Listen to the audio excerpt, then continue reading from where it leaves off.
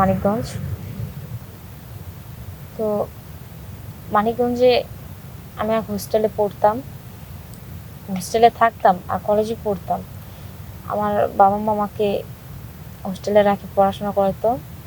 তো সেখানে কলেজে একটা ছেলের সাথে আমার সম্পর্ক হয়, তাকে আমি অনেক ভালোবাসি, ছেলেটাও আমাকে অনেক ভালোবাসতো।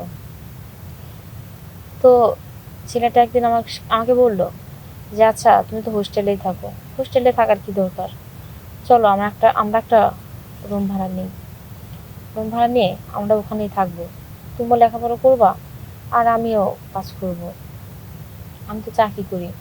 আমি বললাম হ্যাঁ। তো বললো যে আচ্ছা তুমি কি সত্যি আমার সঙ্গে যাবা? আমি বললাম যে হ্যাঁ, কিন্তু তোমার বাড়িতে যদি জানে তখন তখন আমাকে বললো যে আরে বাবা, তোমার বাড়িতে কীভাবে জানবে, তোমার বাড়িতে জানতে পারবে না তো, তোমার বাড়িতে সবাই জানবে তুমি হোস্টেলেই থাকো। তো আমি বললাম যে আচ্ছা ঠিক আছে যাব। তো তখন ও একটা রুম খুঁজে বের করে ওখানে আমরা স্বামী স্ত্রীর পরিচয় দিই, দিয়ে আমরা ওখানে থাকি। আমি কলেজও করি, ওর সঙ্গেও থাকি। তো কলেজে তো আর প্রত্যেক দিন যাইতে হয় না, সপ্তাহে 15 দিনে একদিন গেলেই চলে। তো ও আমার সঙ্গে ওখানে থাকতো, ওর সঙ্গে কয়েকদিন ছিলাম, রুম ভাড়া নিয়ে আলাদাই ছিলাম, তারপর আস্তে আস্তে দুইজন এক হয়ে যায়, ওর সঙ্গে আমার শারীরিক সম্পর্ক হয়, অনেক ভাল লাগে, অনেক মজা লাগে। ও আমারে বলতো যে তোমাকে কয়েকদিন পর বিয়ে করব, এই বলে ও আমার সঙ্গে সম্পর্ক করত। কিন্তু আমি বুঝতে পারতাম না যে আমাকে আসলে মিথ্যা কথা বলছে। তো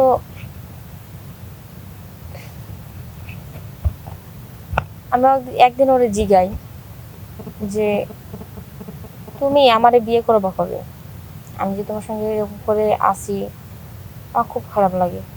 বলে আরে পাগল, আজ না কাল তো বিয়ে করবোই, আর তোমাকে তো আমি অনেক ভালোবাসি, ভালোবাসি বলেই তো তোমাকে এভাবে নিয়ে আসছি, তাছাড়া আমার কিসের দরকার ছিল যে একটা মেয়েকে রুম ভাড়া নিয়ে থাকার, এত টাকা খরচ করার।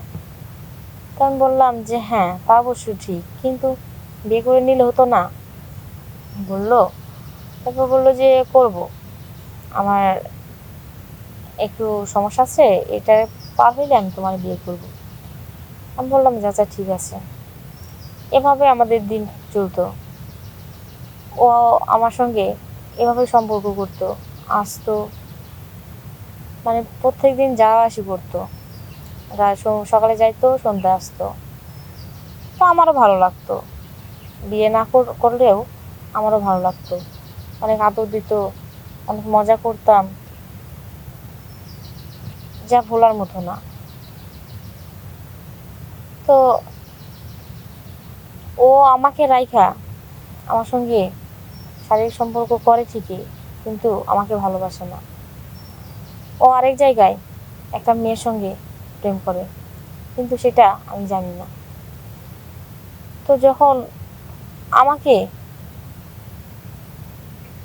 মানে আমাকে মানে কি বলবো, আমার সঙ্গে সম্পর্ক করতে করতে যখন আমার প্রয়োজন শেষ, তখন ও আমার কাছ থেকে চলে যায়।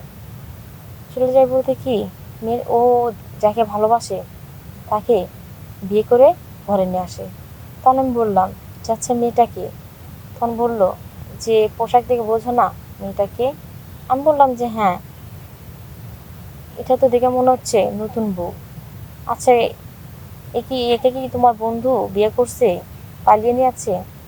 তখন বলল যে না, একে আমি বিয়ে করছি। তখন আমার মাথায় মনে হয় আকাশ ভাঙা পড়লো, যে আমার সঙ্গে সম্পর্ক কইরা আমাকে এতদিন বুঝাইয়া অন্য একটা মেয়েকে বিয়ে করে নিয়ে আসছে,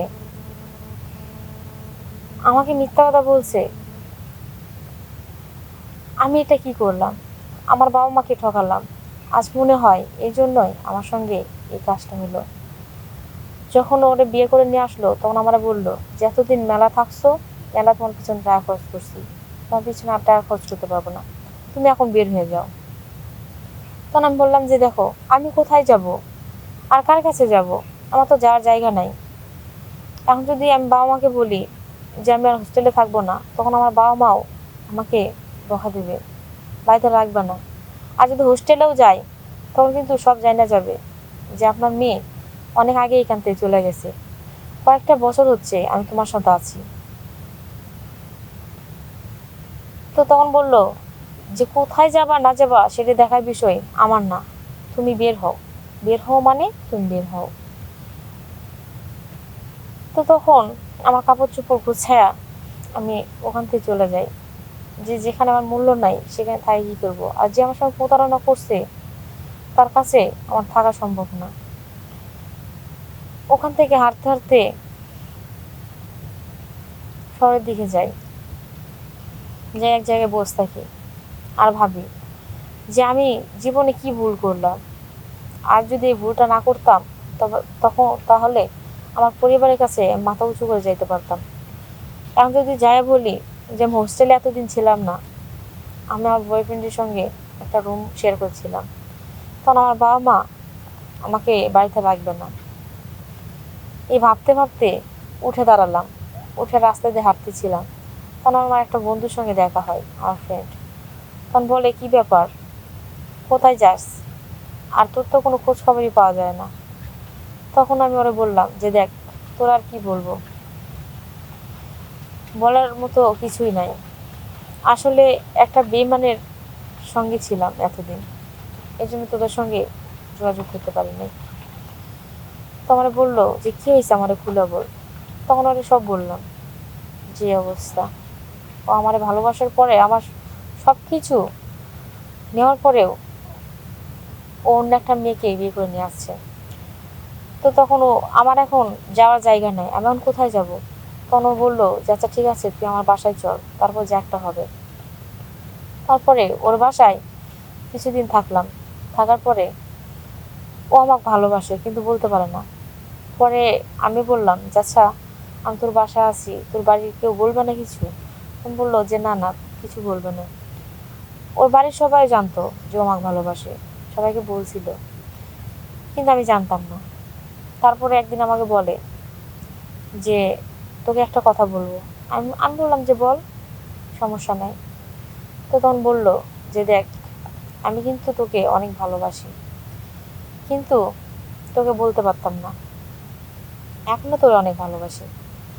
আমি চাই যে আমরা বিয়ে করি, তুই যদি চাস। আর আমার বাড়ির সবাই জানে যে আমি তোরে ভালোবাসি, সবাইকে আমি বলছি, তুই চাইলে আমি বিয়ে করে নিব। তো আমি ওর কথা শুনে অবাক মারা গেলাম যে কি বলতেছে। আমি এতদিন একটা ছেলের সঙ্গে এই খারাপ কাজ করছি, তারপরেও ও আমাকে ভালোবাসতে চাইতেছে, ও আমাকে বিয়ে করতে চাইতেছে। তো তখন ভাবলাম যে এ আমাকে সত্যি ভালোবাসে, যে আমার সব কিছু জানার পরেও যে আমাকে ভালোবাসে সে আমাকে কখনো কষ্ট দিবে না। তখন বললাম যে আমার কথাগুলো পরে কিন্তু তুই বলতে পারবি না, যে ঝগড়া হবে এ হবে, তখন কিন্তু বলতে পারবি না যে একটা বাজে মেয়ে। তখন বললো যে দেখ আমি যদি ভালো নাই বাসতাম তাহলে কিন্তু তোরে কখনো বিয়ে করতাম না, বিয়ে করতে চাইতাম না।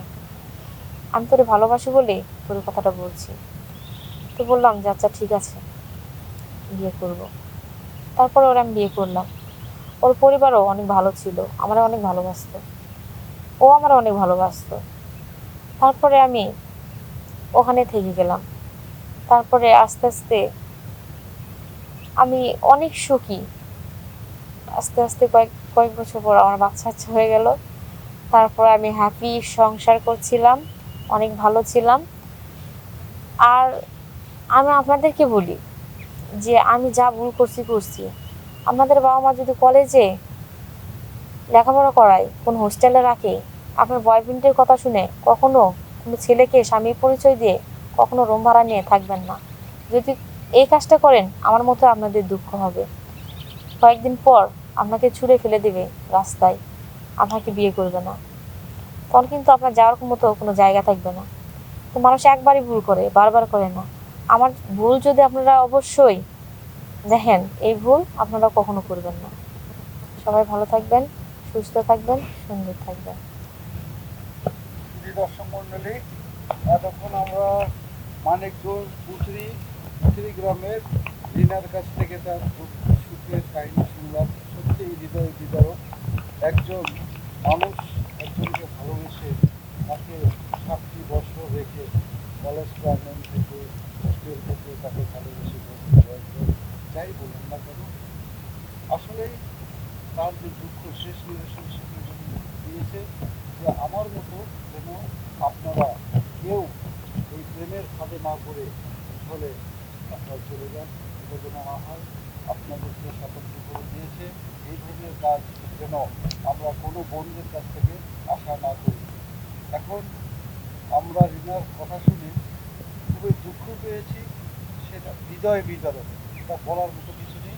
তো শুধু দর্শক মণ্ডলী, যদি রিনার গল্প শুনে আপনাদের মনে এতটুকু স্থানে যদি দাগ কেটে থাকে তাহলে অবশ্যই অবশ্যই আপনারা আমাদের চ্যানেলকে শেয়ার করবেন, কমেন্ট করবেন এবং আপনারা বেশি বেশি করে লাইক করবেন।